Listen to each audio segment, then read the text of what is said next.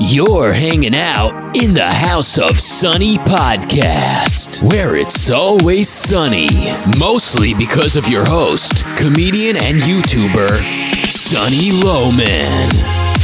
Want to know what Sunny and her friends are thinking about this week? Well, here she is, Sunny Loman. Hey everybody, welcome to the House of Sunny podcast. It's first week of July, and it'll be our first Independence Day where we don't see fireworks. Or we may see fireworks. I don't know if they're the conventional kind. Yeah, honestly, please, left, protest Independence Day. Please do that. I really want to see that, because that will just be the nail in your coffin, really. Is anybody left? I mean, I know that there are people who want to take the knee when the national anthem is being played, but nobody likes that shit. No. Except the, no. I don't know, we got to start coming up with names for these people. I just realized that basically the left is a bunch of billionaires, a bunch of college-educated people of color race hustlers, college-educated white kids, and angry, disaffected, half-feminist, weirdo women in their 30s. Did you see Bill Burr's thing I sent you where he said, he goes, God, I don't know what's going on in this country right now. He goes, but I'm pretty sure white women started it.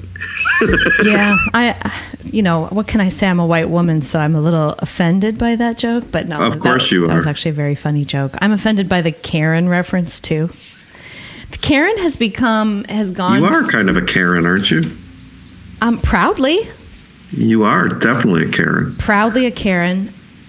But no, I'm not like the kind of person who's like, actually I am. I will speak to the manager if I need to speak to the manager. But I know you will. The original Karen thing was like, it was a person who asks to speak with the manager as an overreaction. Like, this person's just really a bitch.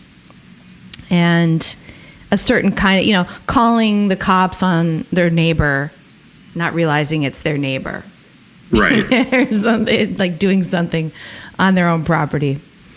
And then it was fun for a while because, like, you could call a black man a Karen for exhibiting that sort of behavior. So, like that incident in the park where the black guy feeds this woman's dog because the dog's off leash, and that bothers him. So he carries food with him to the park just to mess with people's dogs if they're off leash. What a creep, right? Yeah, it's weird. That's creepy, dude. You go to the park prepared to mess with people who break a rule that drives you crazy. That's like Karen on steroids.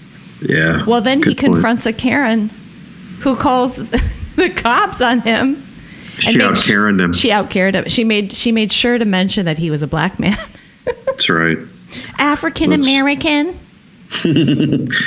By the way, did you see that video of the white, like you were just talking about how you think all these protesters are mostly like white people and stuff. Did you see the video of there's a black guy tearing down BLM protest signs and a white guy comes and assaults him? No. I think that's the perfect emblem and symbol of America right now, is white kid trying to assault black guy for tearing down BLM posters. Yeah. There's a lot of video like that where like this white girl's screaming at a couple of black cops, and then a guy's videotaping it and saying, "You do realize you're white and they're black, don't you?" And he's like, "I can still advocate. In fact, my white privilege makes it necessary for me to advocate and be an ally, and it's my responsibility. It's my responsibility." Oh, I'm just wincing right now. That is basically verbatim from that video.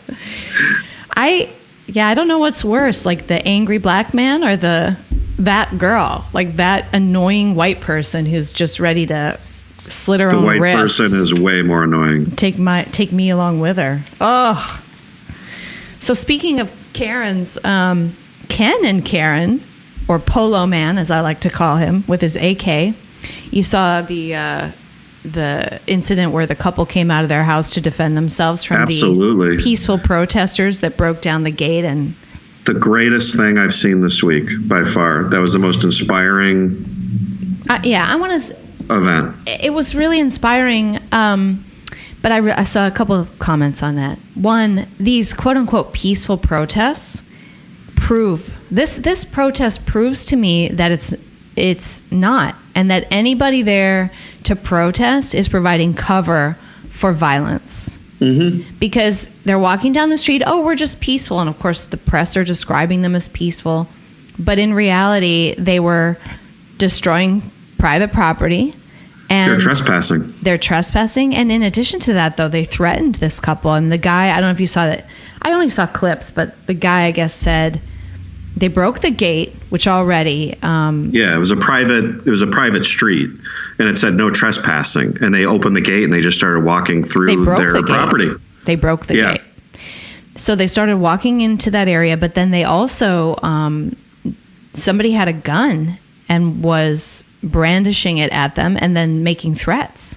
Is that right? I did not see that. Yes, that's what he said. So now I haven't verified that, but that's what the guy said. So then he said he went in and got his gun. Now, obviously, this couple needs some serious gun training, which I find hilarious. And the second, because she's got her finger on the trigger and pointing it at people. That was not proper technique there. No. And she's kind of dangling it in her hand. Yeah, her wrist is sort of limp, and she's holding it in the one hand. And, it made me realize that at any moment, I might need to come inside, get my gun, go back out, and be video recorded. And so whatever I'm wearing and however I look, that's how I'm going to end up on YouTube, right? The two of them, like they're out, like she's doing dishes and he's like probably in his home office doing something because he's a little more professionally dressed. Maybe he had a meeting earlier today. They're not prepared to become stars. She's got no makeup on. Yeah, his slippers were not like super grip slippers. They were like the more slippery ones. So you got to be ready for that. We need, part of my readiness pack needs to include some sort of cool coverall where I just zip into it and then I put on my flak jacket. Yeah, like why don't you have a camo robe? So if you're just lounging around the house in your bathrobe, but it's camo. This is genius. We could sell these products. Shit, yeah. 2020, readiness outfits. Your ready bag. So that's that you can look at least like, I thought this couple who's out there defending their home, they're quintessential American right there. I got a few guns. I'm going to protect my property. I'm personally going to protect my property. They don't have a security guard. He didn't send a security guard out there. Yeah. This woman and this man who have no idea how to use their guns were out there with their guns saying, F off or we'll shoot you. And maybe the fact that they were not so professional was scarier than if they had been because you never know when that lady's going to let off a round. She's crazy. That's what you want them to think too. I mean, that was sort of like, and that was like Heart to Heart. Remember that show? My favorite show? That is your favorite show. But they didn't look like Heart to Heart. No, they weren't quite as good looking as Heart to Heart. We need to have a better image. Like Stephanie Power always looked beautiful. She had that that early 80s big feathered, the feathered hairdo. Yeah.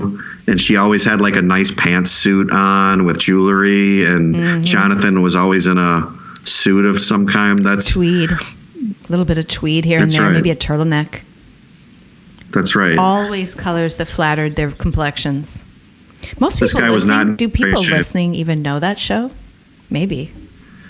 Are you over, if you're over 50 maybe? Over 45? Over 45. Watch Heart to Heart. Just go look up Heart to Heart. You'll love it. Yeah, it should be. It's somewhere.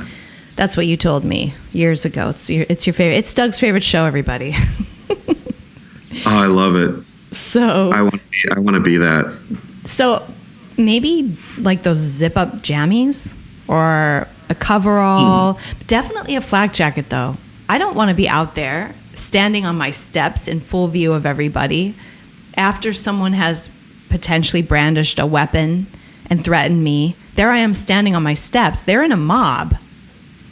and I am in plain sight. Like, this doesn't seem right. Like, your plan needs to involve, how do you do this whole business? I'm watching this and realizing I don't have that plan. Yeah, they were just standing in the open in their driveway. Probably need some cover. Yeah, maybe cover, but it's good to be visible because obviously nobody tried anything. Everybody just took out their phones and started recording them, which was so funny. like that's their defense. I'm gonna tweet this. They have evil guns. We're trespassing. How dare they defend themselves? That's what that's what's so awesome about this, is that their biggest defense, like the protesters' biggest defense, is your own sense of shame, I guess, because we're supposed to be Doug. We're supposed to feel so guilty about what's going on that they're shocked when someone would even think how dare you defend yourself? I'm going to videotape you defending your property from our madness, and you should feel ashamed, and you should kowtow to us, and let's pull out our phones. Look at it's like a zoo animal. Like, they're walking through, they're trespassing on these people's property, and then these people are defending themselves. Look, and they treat them like there's white rich people who have the gall to defend their property. Exactly. Yeah. That is, you just made the most important statement of all, that it is our guilt. It is the right. I don't even want to say the right. It is guilt that allows this fringe, crazy, radical communist stuff to exist in our country. Yes, sanction of the victim. Yes, Ayn Rand's concept of sanction of the victim. And why do we sanction it? We sanction it because we agree with them. We actually feel guilty. Not me. Yeah, be careful. Speak for yourself here. That's not the royal we. But yeah, most of the population has been cowed into feeling guilty about this in some way. Money guilt, or they're just scared. And I wonder too, when you see somebody like Zuckerberg caving, and which we're going to talk about that next, just to get into what the show is going to be about. We're going to talk about all the election interference going on right now, the banning of Trump just everywhere, his ads, his even accounts, and the accounts of people who are just discussing him, groups where he's being discussed. We're going to talk about that. And then we've got our conspiracy theory watch coming up about 10 to the end of the show. And our conspiracy theory today is kind of an old one. It's, did John Wilkes Booth actually get captured and killed several days after shooting Lincoln? Or did he survive and become a mummy that traveled in the circus after he died later? But eventually a mummy, I guess, mummified and traveled around, and they were like, this is John Wilkes Booth. And so there's some evidence for that. We're going to get into that. It's kind of a fun conspiracy theory we'll get into. But yeah, I wonder if Sonny overrode all my serious conspiracy theories, by the way. Well, we have such a long list. Oh my God, I could talk for 10 hours about my conspiracy theories, but I've got to shut the window. The landscapers are here, and they're going to be blowing just a moment. Here we go. I can't really even hear it.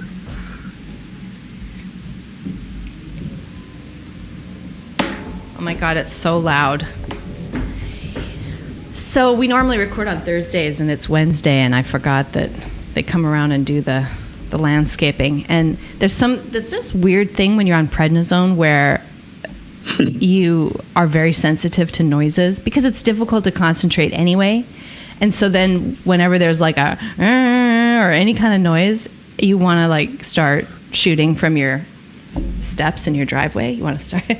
By the way, we need Nick to do he's the one that does all of our drops, like the conspiracy theory. We need a prednisone update. Drop. Yeah, because this is such a huge part of your life. Only it'll be prednisone update. Exactly.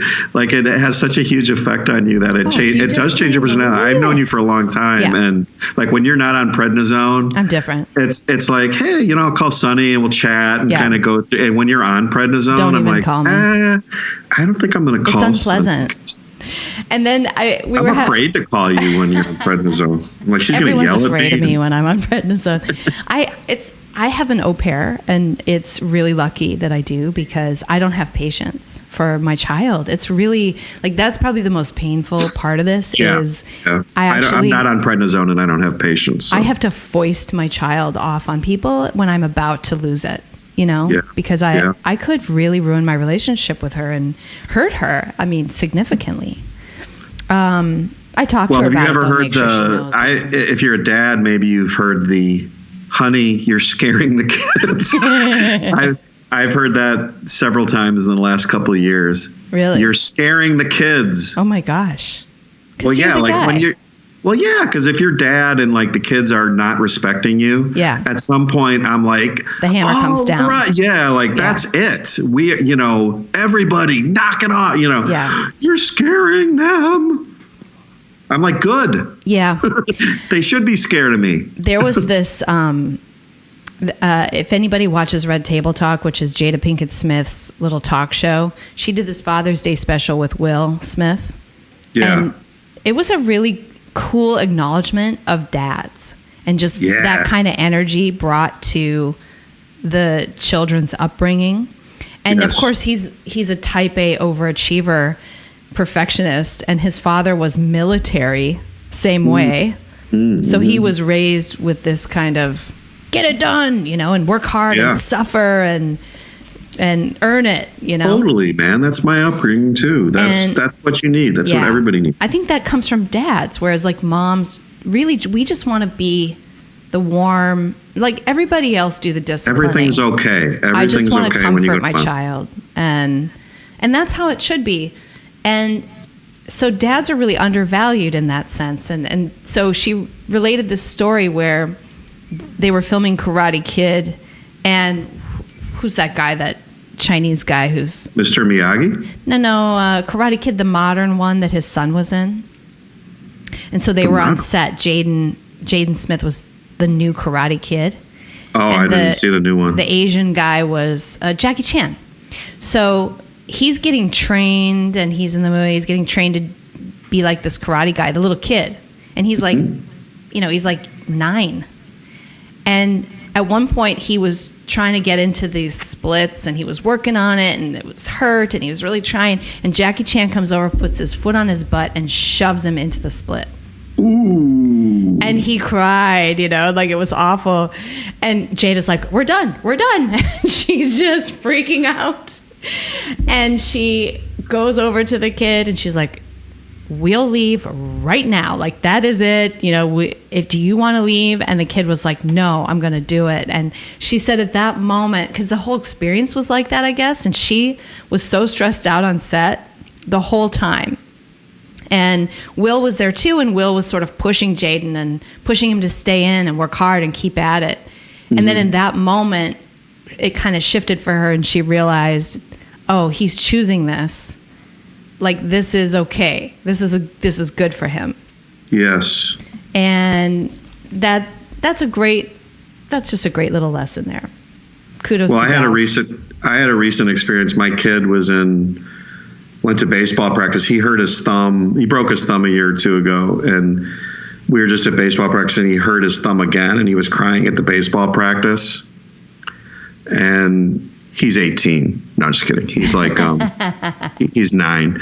And I was really embarrassed because he's like crying. All these other kids are playing. And one of the coaches goes like, Judge, can you move your thumb? And shake it off, And I just kind of broke down and just said, we're leaving, because I knew he was just going to cry the whole time. And I was sort of embarrassed and just wanted to get out of there. So I kind of violated the dad protocol of suck it up, but because I knew he was just going to continually. So I think sometimes you have to exercise some discretion, because most of the time I'd be like, if it was minor or something like that. But, I kind of broke down and said, all right, I'm not going to put you through this. I mean, she was ready to leave and they would have left, but he then said, no, I'm going to stay. The kid said no. That was a good. And that tells you something. The kid really wanted to work through it, and he loved what he was doing. And my kid was like, okay, let's go. Maybe this is not important to my life. Yeah. Yeah. Yeah. So, I don't know why I got on this topic. We were talking about prednisone, I guess, but the other thing that you have said or we've discussed about what I'm like when I'm on pred on this show is that it's hard for me to put two thoughts together and to keep my concentration, but yet I have this aggressive style. So it's like, what did you call it? It was like slow aggression. Or something like that. I guess it doesn't stop you though. Like you can't put thoughts together, whatever, but you know. But you say them anyway. Yeah. Yeah. You just force us to listen to I'm you. Trying, man. I remember back, early days when I was just militantly like, we are going to do this every week because I needed it so bad. I was so sick and it was really a bummer to me to not be able to work. And so it was kind of the only thing I had every week where I was doing something that felt valuable. And I was on so much pred. Like right now I'm on 20 milligrams. I would do shows on 60. Oh. Which is like, I wouldn't even go to the grocery store because I literally couldn't navigate a list and purchase things and get all the things on the list and then actually be able to interact with a cashier. I couldn't handle that. And I was doing a podcast. Ma'am, insert your I know. It wasn't anger. It was just like, I couldn't figure out what to say. I would not be able to look at a piece of paper with a list and get all the things. And then I had so much like social anxiety. I couldn't, like if they said something to me, I couldn't really make sense of it. It was just really hard. And for some reason it was easier for me to do a podcast, but I'm sure I sucked. I don't even want to go back and listen, but we should go back and rate these as like prednisone level podcast 3. You know, like this is a prednisone podcast level 6, right? Not 10. Those were 10s. Those are 10s. And by the way, how about a little bit of kudos to old Doug here for putting up with that. Yeah, I've never heard a thank you from anyone. You haven't? I'm sure it's just thankless. This is a thankless job, man. Oh, that's too bad that you haven't heard a thank you. Well, because you're prednisone level 6, you're getting annoyed that I'm asking for a thank you. But no, you're a real champ. I really appreciate it. Well, I mean, that's so sincere that it means a lot to me. You're a champ. The worst thing is like when I listen Call back. me champ, by the way. Will you just call me champ? Did I say champ? I meant chump. Jesus. So the worst thing I think when I listen back to them is how interrupty I am. And like you make some really great point and it just doesn't even register with me. Like I'm not connecting it. And then later I'm like last week's, you were saying this brilliant thing about how statues really are historical artifacts and we just don't go around destroying those things. You don't go back to Rome and destroy the Caesar statue, even if he commissioned it to glorify his own violence and whatever. Like it's not what we do. History exists apart from our evaluation of it. And these are artifacts. And then on top of that, we were also saying they're art and stuff, but that was a really good point. And I'm like, it's irrelevant. You're like, Nico, the cat woman. Let me tell you my cat story. Like, I just, and I'm sure you're just like, oh, God. Like, I just spent 5 minutes. No, I think it's funny. Every now and then I listen to these back, and if I do feel like I made a good point and you miss it, I kind of always chuckle to myself, like, that's kind of funny. Like, but I don't make that many great points. So it's not like, we were told we've gotten a lot of feedback about how great our points are. So I think that's not true. I think you make some great points. Oh, okay. Well, this is like now becoming a self-congratulatory, like this is becoming a therapy session for Doug needs some validation, our relationship. Some affirmation. I do need some validation. We're coming up on our 100th show. God. This is number 96. Really? Yeah. We have to do something special for that 100th show. I wish we could hire somebody to go through some old episodes and pull out like best of. It'd be fun to just reminisce. Yeah, totally. Maybe I'll do that if I have a little Maybe time. we should go back to our first show because they were really bad. Yeah. Our first ones were really bad. I don't think they were really bad, but we learned a lot. And then I was on a lot of pred. And then we got into this flow when I got off Pred, and now I'm back on Pred. So the flow is gone. It's okay. It's okay. It's all right. It's medium flow. Yeah, but I had someone on Facebook once like sardonically refer to me as "okay sidekick Doug." I remember that. So maybe stab in the chest. Yeah, like that. I was like, I was kind of proud. It kind of did, because I was like, man, I'm kind of this loser sidekick. That's not what I aspired to be. Nobody but thinks of you that way here. Well, thank you. That's so sad, honey. No one thinks of you as a sidekick. Oh man, this is so embarrassing. But but I do need some, send in some validation. Yeah, everybody, it's that. Doug Validation Week. Because I don't get any from this prednisoned up chick over here. So it's like I was thinking about what it's like. So here's the thing: women get this period every month, and women are mostly agreeable. Like we're trained. I hadn't noticed. Yeah. We're trained to be these agreeable people, and then once a month we get the sort of hormones to say F off to people. Yeah. And I think it's a really healthy Nature's time for women, and a lot of times women make really big decisions during that time because like to quit their job which I'm not sure they should. The worst time to make a decision, well, yes and no. I mean, men always have this hormonal aggression that allows you to just be like, fuck you, I'm quitting. It's nature's way of allowing women to be honest for 3 days. I'm saying that. That's what I'm saying. And being on Pred is like that jacked up times 50. Wow. So I feel like I'm just walking through life being all sort of like, I will be appreciated and I will be validated. Nice. Like, don't mess with me. I spent 15 minutes waking you up already and it's my podcast morning, so I am not taking it anymore. That's to my 5-year-old. Make sure she knows who's boss. So, and you're wondering why we're old and alone. So anyway. Yeah, no, it's tough, but I'm tapering. I'm going down. It gets better every week because I get a little less dose. But okay, let's stop with the Pred update. We've got lots to say about election interference. So, all right, this week, Trump's account has actually been banned by Twitch, which is the first and this is not a big social media company. I'm not a conspiracy theorist in general, but is this a trial balloon? If Twitter banned him, that would be like major immediate outrage. But it's Twitch. Twitch is like it's a gaming site or something. I mean, it's not even. I'm not sure what it is.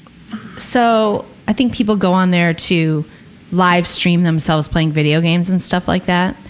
I'm not familiar with it. I'm not on it, but they actually banned Donald Trump's account for hate speech, for violating their community standards, which are against hate speech. And then at the same time, Zuckerberg has banned discussion of any discussion where you say anything against immigrants. So, which to me is a political policy discussion a lot of times. It's not, I hate brown people or something. It's, I want immigration policy to restrict people from Mexico by speech, X amount or whatever. Yeah, really, honestly, if YouTube has their algorithms running, I just probably got banned. But just by saying that. So Zuckerberg banned that discussion, which actually allowed them to take down some stuff, some ads that had played clips from old rallies where he was discussing it from 2016. So that's happening. And then a lot of people got deplatformed. I mean, a lot. Like Stephen Molyneux and others, people who influence the elections on the right, people who are pro-Trump, who have audiences, who have appeal, and who convince people, persuasive people, have been banned off of YouTube. All of this happened in the last week. And, it's going to heat up. Like, I don't think that's this is not obviously the first that's going to happen. And so they're banning discussions that we all want to have. I got banned for 30 days from going live on Facebook because of an old post where I posted a change.org petition to free Tommy Robinson from prison. So it wasn't even like a it wasn't my other change.org position where I wanted to like kill all brown people. It was the one where I wanted to. Yeah, that was a little over the top. Yeah, I'm surprised it wasn't for that one, but it was for free Tommy Robinson. And then I heard that like a lot of other people who had just posted about Tommy Robinson, that was a big flag that suddenly came up in the past couple of weeks. So I just got lumped in with that group. And then I'm seeing, the left can have change.org positions to like hurt people. But that's fine. That's fine. Yeah, it's good. So this is really a continuation of the IRS scandal, isn't it? From the Obama years when they were not allowing Tea Party groups to form nonprofits and they were denying them. And now, the left will do anything harassing the leaders with the other alphabet agencies. Yep. And so this is now that they're out of power and they don't control those agencies, they've moved to so-called neutral platforms, and they will do anything in their power to stifle the opposition. I mean, the ends justifies the means. So this is all out war. Do you think it's a they, or do you think it's just the people who work there are so just angry, they hate Trump, they're brainwashed, they're part of the left, so they just kind of make these calls? I mean, I don't think Donald Trump was banned from Twitch without the CEO saying, absolutely do it. Yeah, it's not like some desk jockey did that. Well, what was interesting is it came out this week that, because Facebook stock went down a lot when it was revealed that their advertisers are boycotting Facebook for not being woke enough. Right. They're saying you guys aren't banning people enough. So not to have any sympathy or whatever for Facebook, but think that, and this is Verizon and some other big companies, Unilever. Mainstream companies who have decided that the policies of Donald Trump are hate speech. And Verizon has said, we're not going to give Facebook any more advertisements if Donald Trump is allowed to advertise on Facebook. And I just wonder, when will Verizon say, if you support Donald Trump, can't have service. We're not going to do business with you. And there are certainly plenty of companies who've already done that. Maybe not as large, but companies that say, we don't want your business if you're a Trump supporter. Yeah. And that obviously leads to civil war. It just does. And or to I just don't see Americans putting up with that. I would say it's going to lead to a Soviet-style country where everyone's afraid to speak what they think. But it's really just going to lead to civil war. And then maybe the aftermath of that will be a Soviet-style country. So that's what that's where we're headed. These companies should not be allowed to get away with that. And honestly, if I had Verizon, I would immediately switch. I don't care if it cost me $300 in change fees or something. I would get that list of people who are threatening to pull their ads from Facebook if Donald Trump gets to advertise. I'm sorry, not threatening, they did. Yeah, they did. And it wasn't just that. It was, they're allowing, they had some, euphemism or whatever, like they're allowing hate speech or something like that, some vague, arbitrary definition of what Facebook's allowing. Any conservative or liberal, let's call it liberal, any constitutional republic liberal conversation is hate speech. Exactly. There's no definition. The definition keeps going further and further to the left. So they want you to think it's Donald Trump's incivility, but that's not it, because they're banned. They want to see the stuff he's saying at rallies, about immigration policy.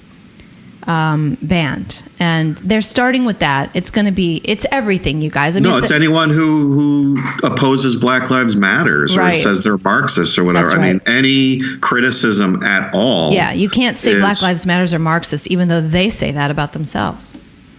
They say we're Marxists, but if you say they're Marxists, or like Muslims say, no, I shot up that thing because for Islam. But if you say the guy shot up that thing because of Islam, banned.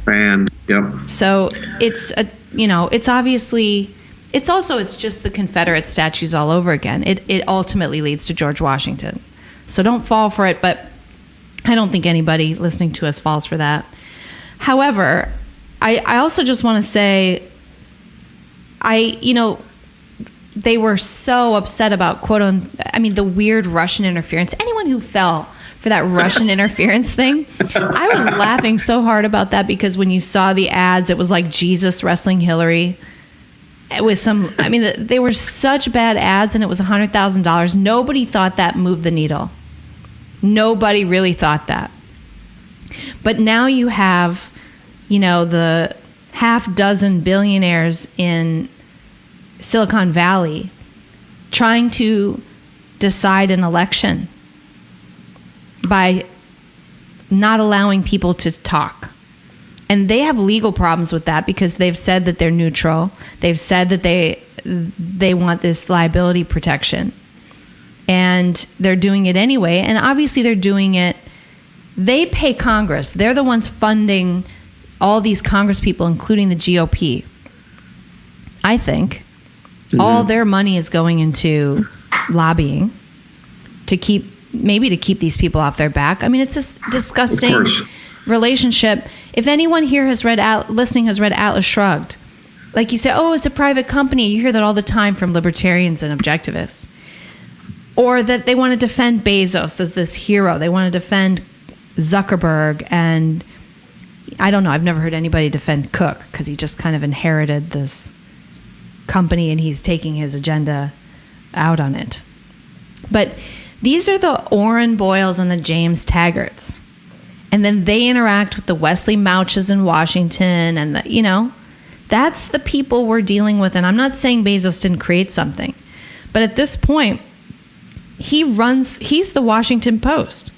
Mm-hmm. And he's also in favor of Amazon. What they've done to small business in this country in the last few months.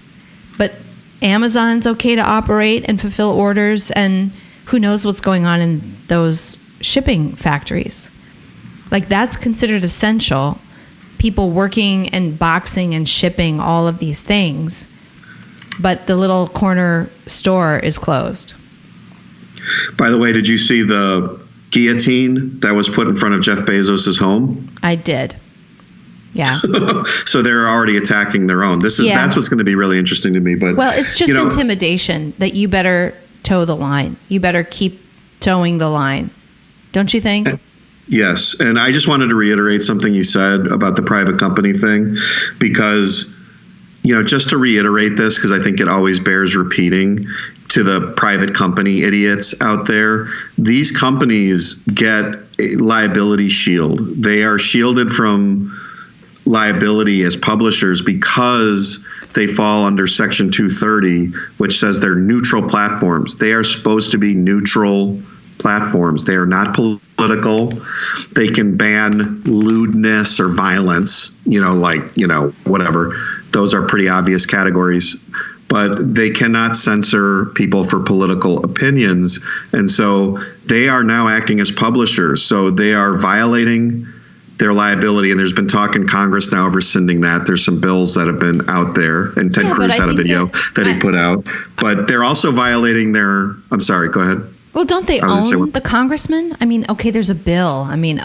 Yes. Well, that's what you're talking about. I'm talking about the theory of the law, not the fact is that they lobby and control these people because they're the richest people in the world. So nothing's probably going to happen. But I'm saying that if you're out there saying private company, there's three ways in which they're violating the law. One is they've been made valuable through their neutral platform status. The fact that they're neutral and they don't have to suffer the kind of liability that the New York Times would or Fox News would means that they're incredibly valuable, and they've induced content subscribers into their platform to build businesses and franchises, like the various conservative pundits that are out there that built their business models on these neutral platforms. And so they've changed their terms of service. So not only are they violating that section of the law, they're also just committing garden variety fraud. They're telling people they're neutral. They told Congress they're neutral. They tell the American public they're neutral. And then they change their terms of service. So Stefan Molyneux, who built his business and his life and career on this platform under those terms of service, has now been banned arbitrarily by those companies in a way that completely violates the contract. It's a breach of contract. And then third, what about the campaign finance laws? Because when you provide when you watch these commercials on television and, there's all these FEC laws regarding how you pay for political advertisements and things like that. They don't agree with those laws to begin with. They don't agree with campaign finance laws. But I actually do agree with some. I mean, we don't want foreign interference in our elections. I don't think that you can allow people to control. No, what I'm saying, everyone's got to play by the same rules. We can't allow, right? If you're going to impart or impose the rules on one side, you have to impose the rules on the other. So I'm saying if Facebook is allowing the Democrat to advertise on a neutral platform, but they're banning the Republican, that's an in-kind contribution to the Democrat. Well, it's definitely as you said, it really creates an unfair election because they do control the information. I mean, it's really just a dozen companies that control all of the interface between internet data and you. And they are all hard left or being influenced and pressured to be hard left. Like Zuckerberg's kind of trying to hold out on some stuff, but I don't even really believe that. He's hard left anyway. He believes in a universal basic income. So and Congress is on the take. And so we've got that situation. There's no John Galt coming. There's no Valley. So I'm kind of like John Galt, but well, what's your plan, John? I have a podcast. Right. I post on Facebook. Yeah. I mean, my strategy has been to stay on all these platforms, and I need to diversify probably more, and because I'm going to stay and fight until I can't stay and I'm not really fighting because I just do my podcast now, but in terms of videos and stuff, I mean, God help me if YouTube finds my blackface video at this point, because oh boy, I think my channel might come down. Well, but just to go, I mean, what if ISPs started saying we're not going to allow blogs or anyone? Oh, did you know Google is buying up all the ISPs? I've heard that, yeah, that they're starting to control the ISPs now. So, what if, because, we get down to the point where utilities don't, sell electricity to any business or company that's pro-Trump, or telephone companies don't allow right-wing people to have telephone service, or banks don't allow you. They're already starting that. Well, that's the other banks, thing. You can't have a bank account. You can't have a credit card. MasterCard deplatformed Gab. Or I'm sorry, Visa deplatformed Gab last week. And also the founder's family. But Gab can't take Visa now. And then there's this other company that was competing with Patreon called New Project 2, I think, or something like that. And they were deplatformed by MasterCard, and so they just shut down. Because they're like, we can't take credit cards, so we're shutting down. They just shut down. MasterCard deplatforming just shut down a company. And there's no, just start your own MasterCard. That is a highly regulated company that's got permission to operate, total permission to be that kind of monopoly force. Visa, MasterCard, Amex, Discover card, whatever. That's it. Well, right. And you have to go through layers of banking regulators to get a charter to be a bank. It would almost be impossible. And it's almost impossible. And there was an operation during the Obama administration to debank those people. Gun sellers and porn this people is not a free were market. getting debanked. I mean, this is serious. I just feel like here's where we're really losing, and we're going to end up with a China-style society where, we're headed there. We're already halfway there because you're already not free to speak your mind. The president of the United States is not free to speak his mind at a rally and put a clip of that in an ad. That is true today. Already. The president of the United States of America is not allowed to speak freely if he wants to advertise his message in the place where everybody gets their information and their news. And we have public square laws in the United States. And remember, you can't go to a hotel. They can't say to you, you go to a hotel and get a room. You can't go in there and they say, well, we don't like the way you look, or, we don't like your skin color or whatever. You can't go into a public place and they can't say, well, we don't want you talking about that in our restaurant, or whatever. There are laws and precedents that surround this public square type stuff as well. So the moral issue is more important, but there's a whole legal set of precedents here that make all of this activity completely illegal and fraudulent.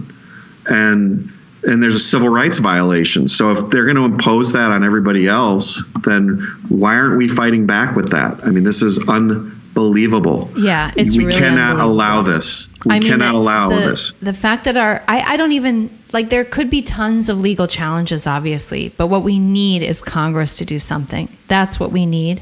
And we have this GOP that is not defending us. And what we need is a squad. We need our own squad. We need an AOC we need Candace Owens, who's the right AOC. We need an Ilhan Omar. Who's our Ilhan Omar? I don't know. Do we have a Christian holy roller Ben Shapiro black person that we could? Alan West. It has to be someone young and beautiful. We need our own squad that's willing to go in and on their first day, do a sit-in outside, what's his face? McConnell's office. We have to challenge everything legally. Every deplatforming should be met with a lawsuit. Every time any debanking should be met with, filing a grievance with the various state and national regulators of banks. It takes so much money. We need a Soros funder too to do that. Yeah, like Judicial Watch and groups like that. There has to be a legal foundation that's supporting conservatives. But we really going need, after this. Legislation to lay this out more clearly about how, what are our rights on the internet, and if a person builds, do terms of service get to change every 5 days, or when you have built your business based on a contract you initially came in on, how come they get to change it all the time? Yeah, that's called good faith and contract law. You can't do that. Why is that just this kind of can you imagine you lease an apartment and the landlord just every few days changes rules? Now, in the meantime, you've moved all your stuff in, you've paid a few months' rent, you're living there, you're meeting your neighbors, you're creating your lifestyle around this location. And every few days he's like, well, I'm just going to, I'm going to knock out this wall. And then I'm going to, and he's doing all kinds of crazy stuff. Or he doesn't allow you to, now he's banned music in his building. And then he's banned cooking food because the smells bother people. And then he's banned, every few days he changes the rules on you to make it unlivable. And by the way, that's why in state law, they have a whole section on real estate, because there's been so many cases over the years and grievances that usually they just have statutes. Like in my state, for example, if you leave an apartment, they can't they can't hold back your security deposit for wear and tear on the carpeting. Because a lot of landlords will say, "Oh, we're going to hold your security deposit because your car." They already know that. Like, hey, we've adjudicated this like 1,800 times in the courts, and so we just made a law that said you can't do that because there's no way legally to know like wear and tear on the car. What the hell is that? So it's a great, So you have all these statutes and everything that form around this stuff that governs this because it's. And then the rights and everything are well known, and that, okay, if you have a contract, there's reasonability standards that are, in the law that say you can't even put that in your contract. It's too vague or it's too arbitrary. Right. And so I forget what I was going to say about that, but it's mostly like all that stuff is generally local. And the real insidious thing about, I don't know if it's insidious, but the new thing is that it's this international thing. These companies operate out of Silicon Valley, but you're in Delaware. What say do you have? It's not like, how do you sue them? You have to do it federally. And I just think it's Congress's responsibility, but they're not doing anything. And they're not because they are corrupt. They are corrupt. And if they win and they take both houses, good luck. Yeah, they're not. All you would have then is the courts. Where's possibly my Obamacare repeal, you dicks. And you're right. Like the internet is an it's interstate, so it's a federal jurisdiction. Really, you can't. What are you going to do? And like, what are we going to do? Like, you're going to try and sue Google? Like, Doug's going to sue Google? No. Right. So this has to be done at the federal level. Yeah, they have to do something, and it is right to do something. It's morally right. There's legal issues for sure, but also morally, these people are we are halfway to a China's social credit society because of these people. So either we all give up our phones and our internet, which we're not going to do. And then what will we do? Go back to the 3 network stations and get our news there? No, because then they'll ban it, So, yeah. And they didn't have the guts to do that before. But now it's just this overt, we don't like Donald Trump, television. So we're going to ban him from Twitch. And Twitter is going to do... Okay. I can't talk over you. You want me to pred slap you through this microphone? I don't even know what I was saying because I can't concentrate. So whatever. What was I saying? Television networks. Just that they're really bold. Twitch just says, I'm banning Donald Trump. And Donald Trump did this interview the other day where he said, he was asked, do you expect Twitter to ban you? He's like, yeah, before the election, absolutely. So we're going to see a lot more of this year. There's going to be a lot of banning, and it's going to harm his election. There's no question. That guy did that thing. He had a lot of momentum and enthusiasm in 2016. And remember that guy did the study at Google where just changing the search of, little moved 2 million votes. Yeah. Yeah, there was an academic study where he attempted to quantify the effect of search engine modifications on voting. Just like the autofill, wasn't that it, or something, or what came up at the top? So these are really like not even very serious or overt, but banning ads and banning accounts. I forgot to mention Reddit took down 2,000 subreddits. Anything having to do with Donald Trump or conservative discussion was really taken. Reddit did that? Reddit did that this week. Oh my God. And they did it in the name of hate speech. So honestly, it is like, how does this get worse? It's going to get worse this year, obviously. But it will affect the election. It will absolutely affect the election. So if people don't really get out to vote, that's number one. Like, everybody has to get out to vote. I'm in California. I'm going to go vote for Donald Trump, even though he can't win here, because I need to make sure my vote is heard, especially given that they're going to say, oh, the majority picked Stacey Abrams and Joe Biden. That they're going to say that. They say that every year. Hillary won the popular vote. Remember? Except 10 million Republicans stayed home in California.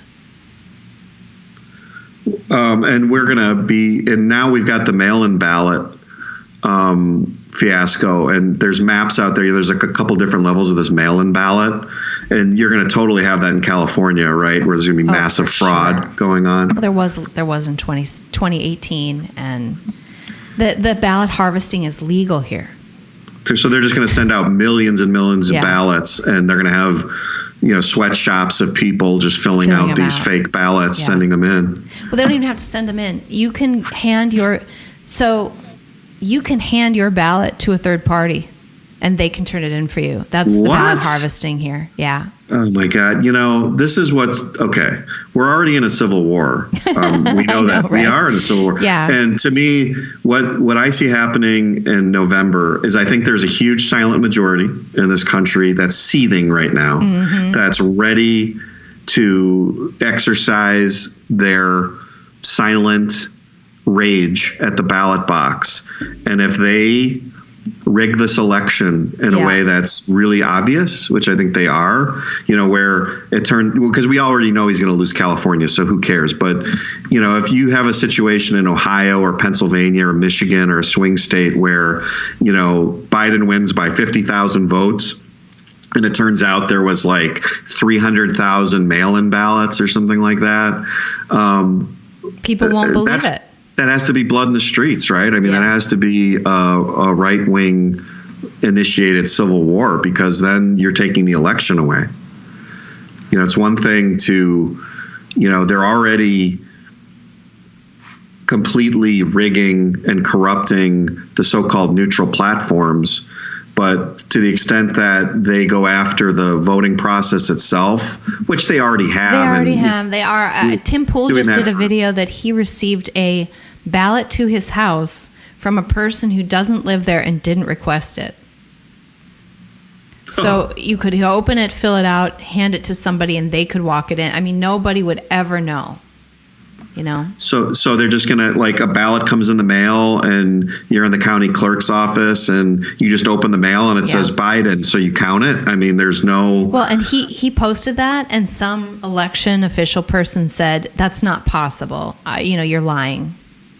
Like it violates all the laws. He's like, yeah, I know it violates all the laws. But here it is. So. And it only takes a few hundred. You remember Trump won these swing states by a few 100,000 votes. It doesn't take much. Yeah. It doesn't take much to, take a box of ballots and throw them in the garbage or whatever. I mean, this is going to happen. And so I think we have to be prepared to litigate the election and every election. This is what's going to cause, because I think right now it seems to me that with the rioting and everything else, the right's sitting here saying, all right, we're going to wait and watch, and we're going to exercise our rights in the election. Right. And if that's taken away and you have nothing left, then you have nothing to lose. You have to fight. Then it becomes, I think, just pure civil war. That's really scary. It really is. It's already happening. It is already happening, and we really are already on the edge, like I said. And I don't even know, like, let's say that we win in a landslide. Let's say it's Trump in a landslide. Do you think that the left is going to put up with that? I think it would demoralize them. I think it would settle things down a little bit, because, I do think that would be important, because I think demoralizing elections have an effect. I think if it's very close on either side, I think we're going to be in the same state we're in now, where one side's going to say it's illegitimate, and, there's going to be continuing kind of civil war going on. Yeah. But I think we have to prepare for that, and you have to prepare for all the shenanigans that are going to go on, because they're going to do anything they can do to rig the election. They have no scruples whatsoever. So just prepare for it. Yeah. I don't know what else to say. I think it's like a mental preparation. This year is going to be bad. There's going to just be so much stuff. And we're going to be outraged all year. And we're being whipped up into a frenzy. And they're so bold, and they're so just overt now about this is election interference, no question. And I'm just like, I get all the legal stuff you're saying. We need the legal challenges. Like, where's the indictments on the soft coup? Right. Like, the legal stuff, I don't have any confidence in that. I have no confidence in that. And maybe that's partly because I'm not really being fed the news of the good news of what's going on legally. I don't know. I just heard, like, I glimpsed, I don't really know the story, that the Supreme Court just said something about any company funded by open source or whatever Soros's company is can actually be, I don't know, what is it, shut down or prevented from operating here if it's found to be some kind of bad thing. Like, I'm speaking colloquially here. But there's a SCOTUS, there was a ruling. Yeah, there was a ruling. But so that happened. That's probably really good news. Like, somebody must have challenged something and whatever, but we don't hear about that stuff. They ruled that any organizations affiliated to the Open Society, that's George Soros's thing, right, lose the protection of the First Amendment and can be treated as international threats. Yes. So that's a really awesome. Good ruling. And that's in the legal realm. That's a huge victory for, being able to act, for us to be able to act. But we're still law and order, and we should be, and we're the people who actually care about that, and that's partly why we don't like the left. But at the same time, that's being used against us. And then legal stuff is so delayed. And however, like, when you see, like, these people are tearing down statues, and we're going, where's the cops? Why aren't we defending these things? And then we find out that he's arrested 500 people or something like that. The Justice Department has arrested 500 people. And I'm really glad that after the fact, they went back and tracked down people who were doing this. But why can't we stand in front of these statues with guns and defend them? Why can't we do that?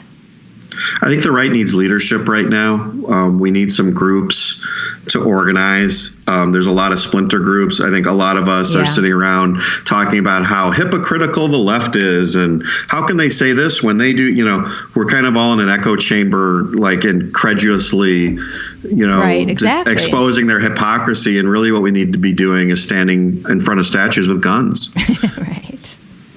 And I know, and the thing is that it's not a debate anymore, is what I'm saying. Some are being defended with, like, that is actually happening, and we're not hearing about that. Like, this couple that came out with their guns, these are stories that make us feel good, and we're like, oh yeah, someone's defending their property. This is the way it goes, and look, they won. Nobody got them, although now they've had to shut down their law firm, and they're being harassed, and they're probably going to lose a lot of money just because of the incident. But we don't hear enough of these stories.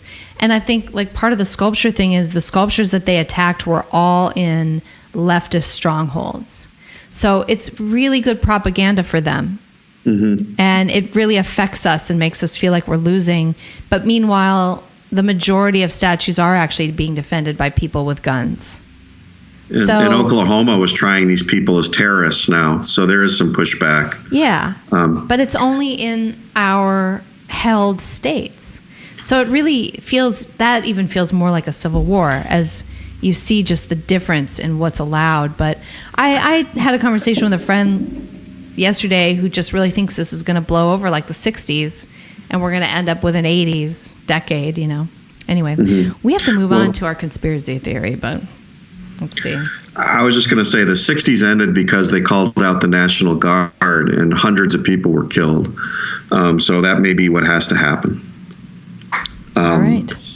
But we should also, what I was going to say is that maybe we should start publishing on our sites the positive news. We're always publishing Pictures the video of the person getting killed. The people with guns defending statues from Let's start thugs. Publishing some more uplifting things. Yeah, and right.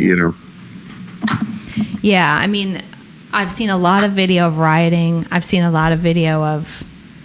I did see one video where some Antifa guys were chased off by like the people who lived there. Yeah. And that definitely. was very nice. I mean, again, these things, we need that so much. Tucker needs to do a show.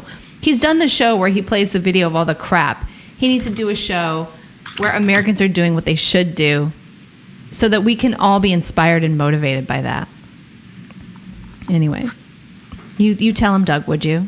Call him. Yeah, I know you're... Yeah, I'll give him. I'll text him. I know he's your buddy. Okay. So, Conspiracy Theory Watch. And we've got a new bumper. I just going to play that one because I don't know where the other one is. It's time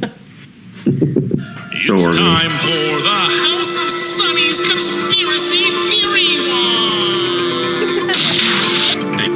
Nothing has happened in the workday group.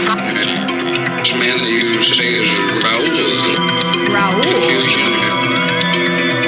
Raoul. Raoul, isn't it? Raoul.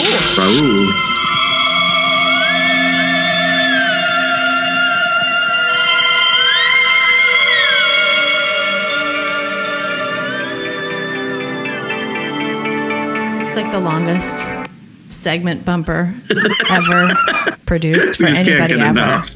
Exactly. I love it though. That one was good. Conspiracy Watch. All right. So we know John Wilkes Booth shot Lincoln. And the official story is that he was captured in a barn 4 or 5 days later by a bunch of soldiers who had been sent after him and his buddy. And we don't even know that guy's name. The guy who didn't shoot Lincoln, whatever his buddy's name is, we don't know it. That's fine. But was he actually not captured, and did he get away and live out his life, eventually killing himself with arsenic in kind of older middle age? And then some dude that he confessed all this to wrote a book about the confession, and his name was Bates, and he mummified the body and sold it to a circus. And then it traveled the country saying, this is John Wilkes Booth. So Right. Which story is true? That he was, I guess the conspiracy theory is that he survived and became a mummy. So we're going to cover that right now. Doug, I don't know how you want to cover this. I could go over some basic stuff and you could just comment because I did make notes. Yeah. Okay. So yeah, go ahead if you want. I first got wind of this on there. I was watching one of these History Channel shows because they had done, the body was never recovered. You know, Booth survived for 12 days. I mean, they couldn't find him. He was apparently, you know, went to a farm and blah, blah, blah. But they had done, and you'll talk about this, but they had done some facial recognition and everything, and Yeah. I found it very convincing. So there's I'm some interested evidence to hear. for Yeah, this definitely. theory, and there's some evidence against it. And I'll just go down the things. So he shot Lincoln. He jumped from the balcony. He broke his leg. In spite of that, so he headed south. He met up with his buddy. They went to a doctor. They continued south. They were hiding in the woods. They continued south. They were found in a barn.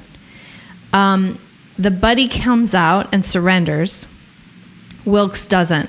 Wilkes Booth does not come out and surrender. So they set the barn on fire. And then in spite of that, then some soldier in that group, and I don't know how many there were, but there were at least a dozen, if not more, soldiers that had been sent to capture this guy. One of them puts a gun through the planks and shoots him in the back of the head. Whoever that is in the barn that was supposedly John Wilkes Booth. The body was taken to a ship. So it was taken back to Washington, put on a ship where it was autopsied, identified, and then they buried it. So I think they buried it. So that's the official story. Now, the unofficial, so then they say, no, the reason for this is that the soldiers were incentivized to say that they captured him because they got $50,000, but it was really just some lookalike. And they burned the barn, and then they shot this guy. Apparently, they shot him in such a way that his face blew off. So the identification wasn't easy. Let's see. Yeah, they shot him and like burned the place down. Yeah. And there were people that didn't think that he really even resembled Booth, the guy that was the corpse that they found. Right. And then now this guy who claimed to be John Wilkes Booth, he had a couple of different alias names that he was going under. He had David E. confessed. George. David E. George was the name he died under. He was using John St. Helen at one time. He was friendly with this guy Bates, who actually turns out to be Kathy Bates' like grandpa. Yeah, the actress. Yeah. So he confessed all this stuff to that guy. Whether or not that was true, Bates ended up writing a book saying, all the stuff he said. And then when he died, so now in the show, this forensic police guy took all the different photos, one of Booth, one of John St. Helen, and one of the mummy sitting up in a chair after he'd been mummified. So still with kind of like skin and hair and everything, like right after. And it was a solid match. The resemblance and the distance between the eyes and like the mathematical mechanics of the face were a match. That's through facial recognition software. Right. They did, right? It was the software. But at the end of the show, the guy's like, so would that hold up in court? He's like, no. What would? DNA. Well, the relatives of John Wilkes Booth have been begging for DNA from the government to confirm that the person buried, and they took out a couple of pieces of the spine and put it in the Smithsonian, that those pieces are actually John Wilkes Booth and that are actually their relatives. So, and they've been denied. So the government's not letting this happen, not letting a real identification happen, which is weird. Like, and one other bit of evidence was that when he died on his deathbed, George, or whoever he was saying, claimed, he said as he was dying, he said, "I'm John Wilkes Booth, the man who killed Lincoln." So he supposedly had a deathbed confession, right? That's a little bit. He had also asked them to call Bates and have Bates come. I mean, I don't think that those were his last words. I think he was saying that. He had confessed. And apparently after he died, everybody in the neighborhood knew that he was saying he was John Wilkes Booth because they came like, it was just kind of a known thing that this guy was saying that about himself. Oh. Yeah. Okay. Yeah, that's what they said on that show. Okay, I had just read that line. I didn't know there was more context to it. Like he was... Yeah. He's the guy who claims he's John Wilkes Booth guy. Yeah. So there were 6 physicians hired to certify marks on the mummy, certain marks that were identifying. And they didn't say, oh, this is John Wilkes Booth. They just went over the mummy and said, yeah, he had a broken leg at one time. He had this. He had like things that matched John Wilkes Booth's story. Okay. So, however, I mean, that's a lot of evidence. I was super skeptical until the forensic photo thing happened on the show when I was watching the show. And that was a big deal to me. I thought, wow, that's you can't really fake that. So it's a real doppelganger anyway. Yeah. Yeah. And there's like real professors of criminology and people like that who have said this is credible. This is not, who they were expecting the facial recognition not to match. And when it did, they were like, oh, okay, I guess we got to take this seriously, like you're saying, Yeah. So that was a big piece of evidence that to me was science-y. They said it's 99% likelihood that George is Booth. I mean, that's what one independent scientific test said. That's what that forensic facial technology said. But how reliable that is, it's hard to say. I mean, they didn't show any other reliable ways in which that software had actually broken a case, or you know what I mean? I don't know enough about that to put all my faith in that. Yeah. We're not certain. I feel like the $50,000 reward, that's kind of like that the soldiers would have lied. That's a lot of people that you need to lie. That they knew that he had gotten away. if he'd gotten away, it would be more likely to me that he'd gotten away and the guy in the barn just wasn't him, but resembled him. You know what I mean? I think there was pressure at the time too. I remember seeing this in the documentary that there was pressure at the time to reassure people that, yeah, we got this guy, because obviously it would have been a real problem if this guy had gotten away. So they really wanted to say, yep, got our man, he's gone. And there wasn't a lot of good, I mean, let's face it, like, what's the evidence that they got the guy, that they got Booth? I mean, it was basically a bunch of soldiers found some guy in a barn and they have some body or something. And I mean, no one really, I didn't see any great evidence that the government put forth saying, yeah, here's... Well, the big evidence the government put forth is this. 10 people who knew him in Baltimore identified him, including his mother, his brother, his sister, his dentist. Oh, really? Yes. Okay, I did not know this. And he had a tattoo. Wow, you know a lot about this one. This is great. Well, I went over to Wikipedia. Okay. So I watched the show that he sent me, The Mummies. What the hell is that name of that show? Mummy something. And then I went over to Wikipedia and read what they had to say about it. So, real in-depth, reliable research I did here. Yes, Wikipedia. But yeah, that's significant when your mom identifies you. And I'm not saying that they couldn't sort of put pressure on the family as well to just go along with it or whatever. But I don't know. Like, when I read that, I went from, oh, this is probable, to possible. Okay.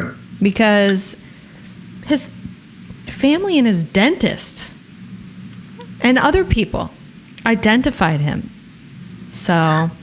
Okay. So I thought the body was burned beyond recognition or something. So I got bad information. Yeah, no. All right. I'm gonna go ahead and say this is possible. Yeah, I think it's possible. So you're not going to say totally impossible, or what did we say? Pink lizards from Jupiter. It's definitely not that, because there's all this other sort of circumstantial, real stuff, including the forensic match, including the fact that this guy looked exactly like John Wilkes Booth. Yeah. And I just wonder if that was probably it. Since he was 25, people have been saying, you look just like John Wilkes Booth. Yeah. Yeah, so, that could just be it, Yeah. And so, there was also some theories that Andrew Johnson, the president took over, was in league with the conspirators. Mm-hmm. But maybe that's another aspect of the conspiracy, that he helped him escape in some way. So that was interesting as well. Because you got to remember, at the time, Lincoln was considered a tyrant and very much hated by, beyond hated.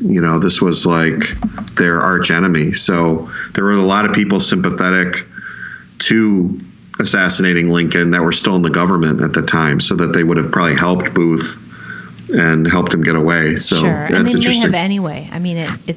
I don't know how he got. Somebody took the guard away. There's definitely. This was definitely an assassination by people in league, and a bunch of people were arrested. And I didn't look into this, but it was like, a dozen conspirators were arrested. And whether or not they were in government, I'm not sure. I didn't look into it, but I don't know anything about the murder. I did look into John Wilkes Booth, and he had a diary page before committing this act, saying, I know some people are going to think I'm crazy to have done this, but then he goes on to say like how much he doesn't like Lincoln for believes in the southern states' right to secede and all of that, based on the Constitution and the Declaration and being the United States of America and so on. But then he also says that slavery to him is like great and God-given for both the slaves and for them. So he was very pro-slavery, definitely a slavery guy. So that, and very handsome, I might add. I think looking at his picture, 28-year-old actor, actually, Shakespearean actor, good-looking kid. Definitely got sucked into the hype. I mean, the war was over. What good is this going to do? You know? So he was a pawn, I think, but also a bad person. Anyway, as those who shoot people in the head are usually pretty bad people. Yeah. Okay. Yeah. So that's our conspiracy watch for the day. Why don't you guys out there let me know in the comments what you want us to cover. We've gotten a lot of suggestions, and we will get to them. We're going to do one a week. They're kind of fun. We'll try to do a more modern one next time, I guess.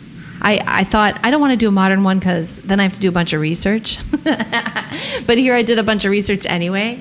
I probably did more show prep for this conspiracy theory than I've done in like a year for the show. So that's got to stop. I can't keep doing that.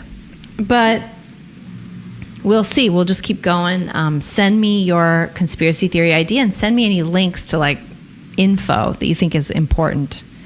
And we'll just keep doing that for a little while. Sorry I lost my pred temper earlier in the show. Yeah, man. It happens. Oh my God. So also, if you're enjoying the show, please go over to Subscribestar. I don't know why you can't put in House of Sunny and search it. I'm going to put that is so messed up. I hate Subscribestar, but I left Patreon for like moral reasons. That's and right. The only way this is going to change is if I can get my website updated and just do it on there.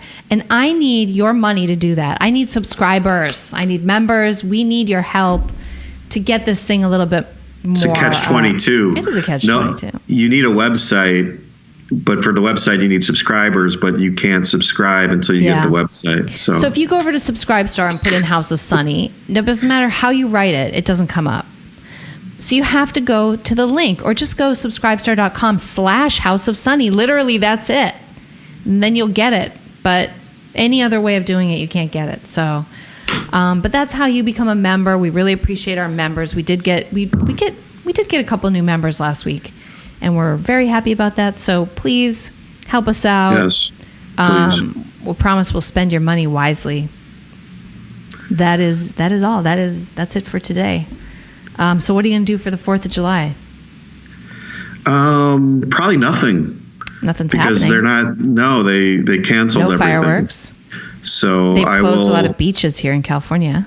Have my silent, I probably talk to my children a little bit about the 4th of July and, post some stuff and that I think is really pertinent and amazing and inspiring about the founding fathers and what they went through. And we have to look at their example and the courage they had to fight against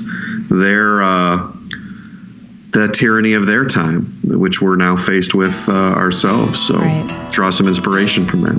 Yeah. All right. Great. Okay, we'll see you next week, everybody.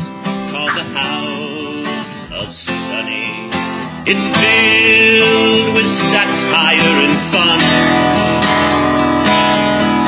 It's been the demise of bad ideas, and we'll know what's right when she's done. So download this free podcast now and give perspectives you may lack. It's concise and right and achieves world peace. Guaranteed all your money back. Last time, ready?